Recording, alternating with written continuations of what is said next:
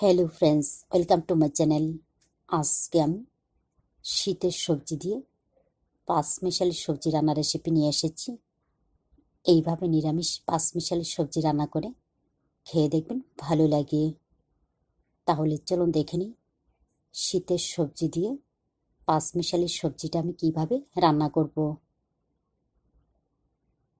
তো পাঁচমিশালি সবজি রান্না করার জন্য এইখানে আমি নিয়ে নিলাম ফুলকপি, আলু, বেগুন, সিম, কয়েক টুকরো মিষ্টি কুমড়। এই রান্নার মধ্যে মিষ্টি কুমড়ের পরিমাণটা কম দিতে হবে, বেশি দিলে ভালো লাগে না। এরপর ভাজা মশলা তৈরি করার জন্য এইখানে আমি নিয়ে নিলাম 1 চা চামচ মৌরি বা মিষ্টি জিরা, 1 চা চামচ আস্ত জিরা, 2টা শুকনো লঙ্কা। তো এইগুলিকে আমি শুকনো খোলায় টেলে গুঁড়া করে নেব। আর বাকি যা যা লাগবে তা আমি রান্নার সময় দেখিয়ে দেব। তো প্রথমে গ্যাস অন করে কড়াই গরম করে নেওয়ার পর দিয়ে দিলাম সর্ষের তেল। একই সঙ্গে দিয়ে দিচ্ছি 2 চা চামচ ঘি।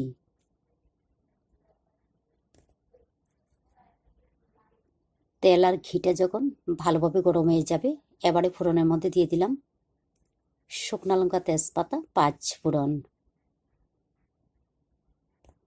ফোড়নগুলিকে কয়েক সেকেন্ড ভেজে নেওয়ার পর ফোড়ন থেকে যখন খুব সুন্দর একটা গন্ধ বের হবে, এবারে টুকরো করে কেটে নেওয়া আলু দিয়ে হালকা একটু ভেজে নিতে হবে। তো আলুগুলির কালারটা চেঞ্জ হয়ে গেলে এবারে এর মধ্যে টুকরো করে কেটে নেওয়া ফুলকপি দিয়ে এইগুলিকে আবারও ভেজে নিতে হবে। এইভাবে যদি আলু ফুলকপিগুলিকে একটু ভেজে রান্না করা হয় তাহলে এর স্বাদ ভালো আসে। আলুর সঙ্গে ফুলকপিগুলিকে আবারও ভেজে নেওয়ার পর দেখুন খুব সুন্দর ব্রাউন কালার হয়ে গেছে। এবারে এর মধ্যে দিয়ে দিচ্ছি বাকি সবজিগুলি।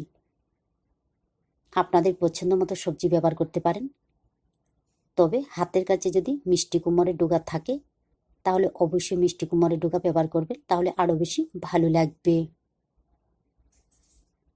তো হালকা একটু মিশিয়ে নেওয়ার পর দিয়ে দেব আদা, কাঁচা লঙ্কা বাটা। এইখানে আমি 1 ইঞ্চি আদা, 3টা কাঁচা লঙ্কা একসঙ্গে বেটে নিয়েছি।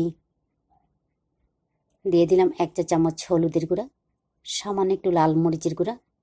লাল মরিচের গুঁড়াটা যদি পছন্দ না করেন তাহলে বাদ দিতে পারেন, তবে এই রান্নাতে ঝাল হবে না, হালকা একটু মিষ্টি মিষ্টি ভাব থাকবে। দিয়ে দিচ্ছি পরিমাণ মতো লবণ। তবে এই সময়ের মধ্যে জল ব্যবহার করবেন না, সবজি থেকে যে জল বের হবে এই জল দিয়ে কিন্তু মশলাগুলি ভালোভাবে মিশিয়ে নেওয়া হয়ে যাবে।